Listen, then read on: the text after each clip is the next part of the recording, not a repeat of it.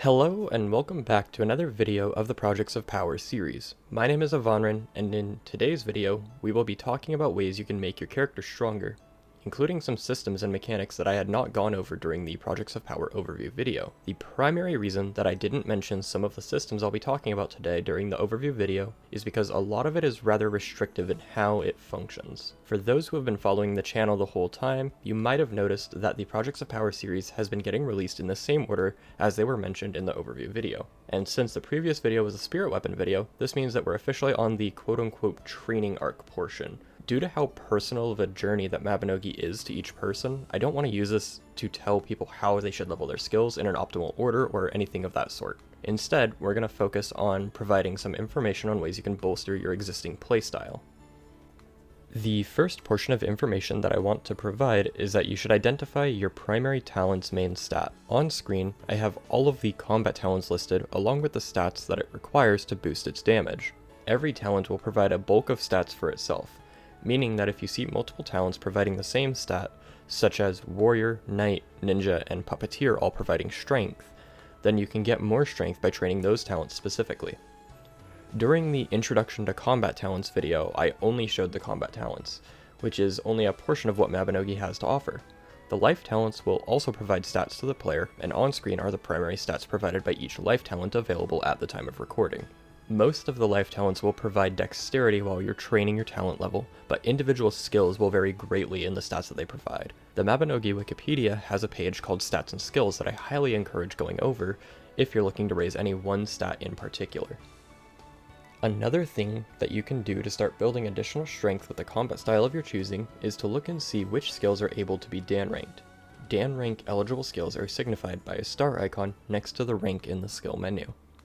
One thing important to note is that Dan ranks aren't as simple as previous ranks of the skill are to obtain. In order to get your first Dan rank in any skill, you need rank 1 and 100 points of training in the skill once again, and then you go to the advancement hall in Ame Maka to perform a test to see if you've mastered the skill proficiently enough to earn a Dan rank. Another important detail about Dan ranks is that they typically do not provide any additional stats to combat skills, and instead just increase the damage the skill does.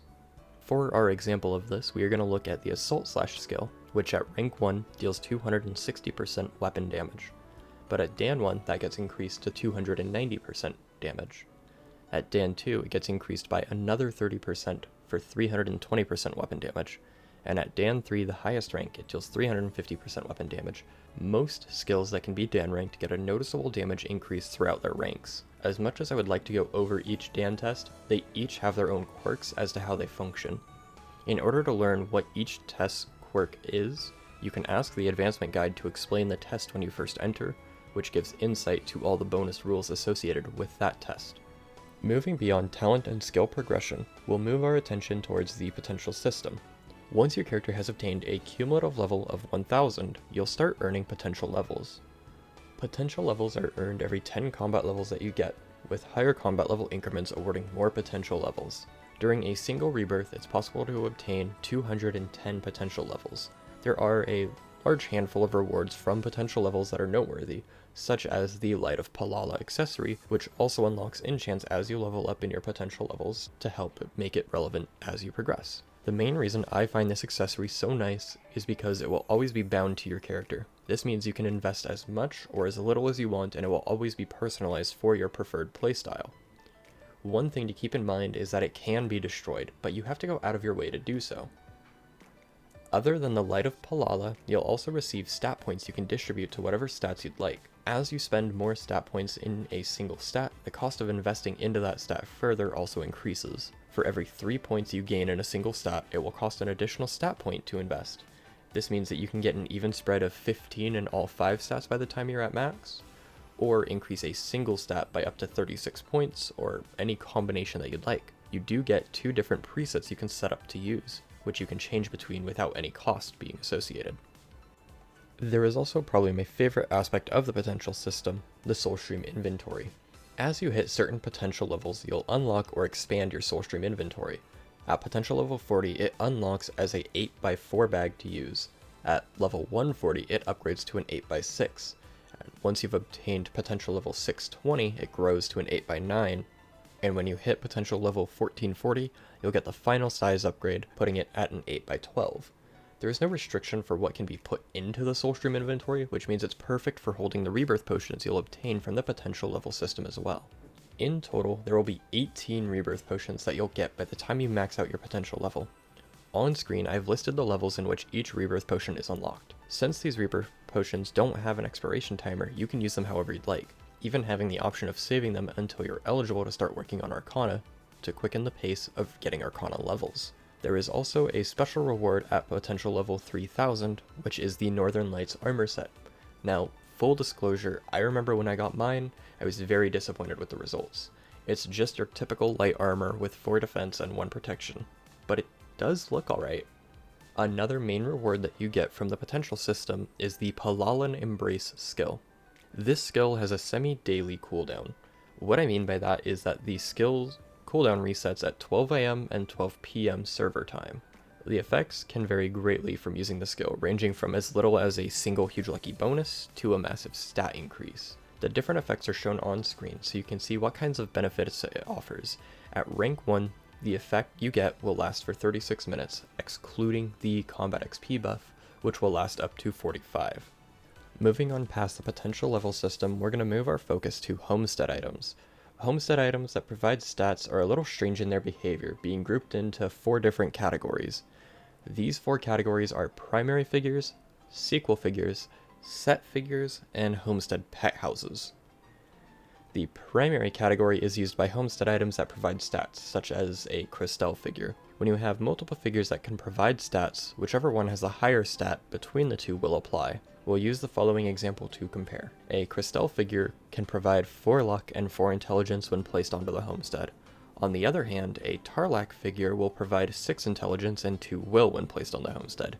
Since they both have an intelligence boost, only the higher boost is applied. This results in a total stat boost of 4 luck, 6 intelligence, and 2 will if the 2 are placed on a homestead together. There is a way to slightly work around this, and that's where sequel figures and set figures come into play. Sequel figures can add their stats onto an existing boost, but do not stack with other sequel figures in the same way that primary figures don't stack with one another. This allows for further stat bonuses from the homestead. Set effects also take the same slot, if you will, as a sequel figure. So if you get your hands on a figure with a set bonus, consider if it's worth getting all the bonuses or not, depending on what already exists on your homestead. The last way you can boost the stats in your homestead is with the homestead pet houses. The pet houses are a little more complicated in how they work compared to the sequel and set figure bonuses. The primary reason for this is because just building the decoration isn't enough. You have to actually have a pet resting in it to receive the bonus. After the first tier of the pet housing, they provide slots for multiple pets to rest. Make sure you're resting a pet in a correct slot if you're looking for a certain buff. For example, the cat tower lets you rest a small cat-type pet on it. The first spot on it, located on the flat platform above the wheel, provides +2 dexterity, while the inside of the small house provides 15 stamina. The bottom of the ramp is a +5 to luck, and having a cat on the exercise wheel gives a +2 to all critical damage dealt. Since there's 4 spots, you want to make sure that you're putting the pet in the right place, especially if you don't happen to have enough of the correct type of pet to fill the pet house completely. Most of the homestead items you get are going to be from events or from Gachapon. However, there are a few that you can obtain entirely for free by playing the game. Once you have completed Blanet's Brave Boost's 3rd memoir, you'll get access to the Growth Guide. The Growth Guide helps give you some kind of direction for after you've finished the tutorial alongside Blanet by assigning you various missions classified as either combat or life missions. As you complete the various missions that the Growth Guide provides, you earn points, which unlocks rewards alongside the track at the bottom.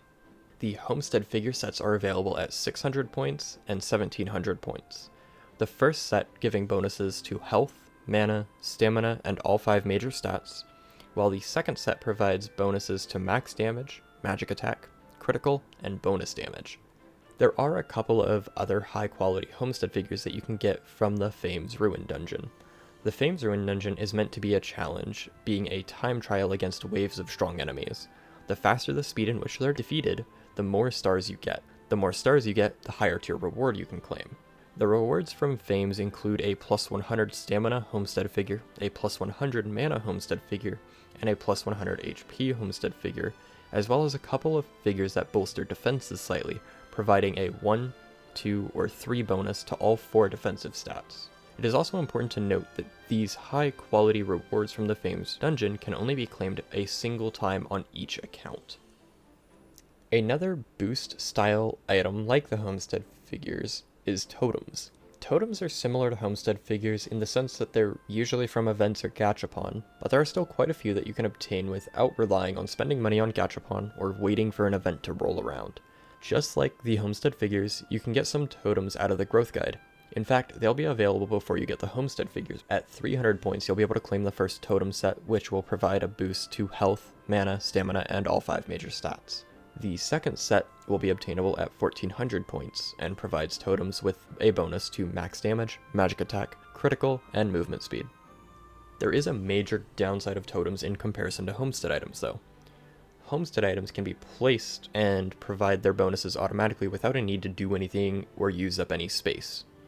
Totems, on the other hand, have to be activated one by one via right-clicking and selecting the activate button. There is a warning that I would like to give everyone regarding this. As you can see on screen, the activate button is just underneath the destroy button. Thankfully, the game will ask if you're certain you would like to destroy your totem instead of outright deleting it, but it is something to keep in mind.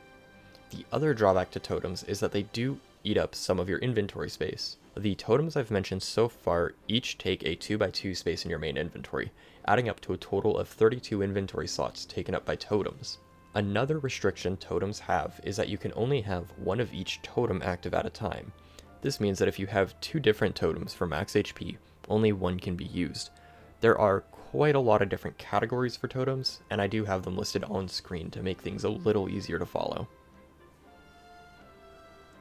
When considering all the different types of totems, there are 2 types that stand out in particular, and those would be the emblem and amulet totem types. The reason that these 2 are a bit unique is because they can boost multiple stats while being kept active with their single stat counterparts. The amulet type totems have only been obtainable from events so far and have a wide variety of effects on top of bolstering your stats, such as outright damage boosts for specific weapon types, increased defenses, or even increasing music buff durations. Emblems, on the other hand, can be obtained at any time. There are 2 types of emblems that can be obtained at present, and each come from a different source. One of them is the Alban Knights emblem, obtained from the Alban Knights Training Ground dungeon.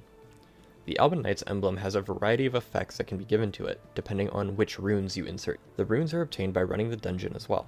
The effects can also be upgraded by merging 2 Alban Knight emblems together that have the same rune, or you can add a stat to one by merging it with a different rune type. For example, if you have an emblem that provides 3 defense due to it being level 1, you can try upgrading it to a level 2 by merging a health, strength, or defense emblem to it, as long as the synthesize option on the one with defense was selected. You can safely upgrade an emblem to level 3 in up to 3 different stats, as long as they're from different rune types. If you attempt level 4 for an upgrade, or try adding a 4th stat and the attempt fails, both emblems used in the attempt will be destroyed. The second emblem type is called the Commander's Emblem, and it is specifically from the Tech Duin mission, Awakened Abyssal Lord. Available after completing Generation 23, Tempest. The Commander's Emblem is specifically designed to bolster certain technique effects. It does follow the same rules as the Alban Knight Emblem as well, where you can upgrade it to level 3 safely, with up to 3 different stats provided. One thing to bear in mind, however, is that you cannot have a Commander Emblem and an Alban Knight Emblem active at the same time. The last of the semi-permanent buffs that I want to talk about in this video is actually going to regard your inventory. By the time you've unlocked the growth guide, Blended has provided you with several doll bags. Doll bags are incredibly useful to players since they can pick up gold and items for you depending on the parameters the doll has. But they can also be summoned to provide stats. The 3 dolls Blended provides you each give +3 to minimum and maximum damage, as well as +1 to strength, intelligence, dexterity, will, luck, protection, and defense. But if you decide to summon all 3 dolls at once, not only do you get the stats from each individual summon, but you also trigger a special set bonus, which adds another +3 minimum and max damage for a total of +12 to both, as well as an extra +3 to strength, intelligence, dexterity, will, and luck for a total of +6. You also trigger a secret unmentioned bonus of +2 critical and +10% combat experience gained. Dolls are almost exclusively from Gachapon or events as well, but there are a couple that you can get for free in-game still. On top of getting the Fennec Fox kit, Bear Cub, and Baby Bunny dolls from Blanded, you can also get a support squirrel from running certain dungeons via the dungeon guide. There is also another set of doll bags that can be obtained from a rather lengthy crafting process. The Fardarik doll bags can be crafted with a collection of materials available after completing Generation 23. There are a couple of limitations on doll bags that you should be aware of, such as only being able to summon a certain amount of them at any time, detailed by the weight mechanic mentioned in the doll bag's description. Typically, a single doll has a weight of 0.3, and you can have a weight up to 1, allowing for up to 3 dolls to be summoned simultaneously. However, some of the higher end doll bags may have a higher weight value. The other big limitation for doll bags is that they have a summoning timer and can only be used for a certain amount of time each day. With all of that said, I believe I've spoken on all the topics I wanted to go over in this video. Some of the higher end items might still be locked behind Gachapon or by an event that you have to wait for, but these bonuses are still viable and worth keeping in mind. In regards to training your stats, you really don't have to rush it.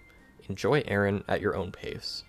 Did anyone watching this video have any other smaller known systems in mind that I should have included and forgot to mention? If so, please leave a comment, let me know. Subscribe if you want to see more informative videos, and if you found any of the information here useful, consider leaving a like. Thank you all for watching, and I will see you in the next video.